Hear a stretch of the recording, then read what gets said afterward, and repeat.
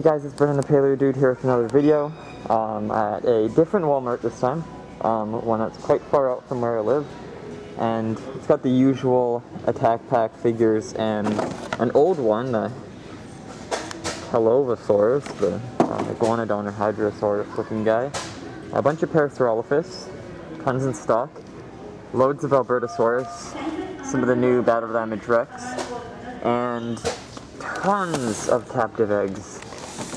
That's crazy. Also loads of these little blind bag figures too. And in the back, a little paper for stocking. I don't know if that'll give us any signs. It just looks like, from what I see, the usual what's on here.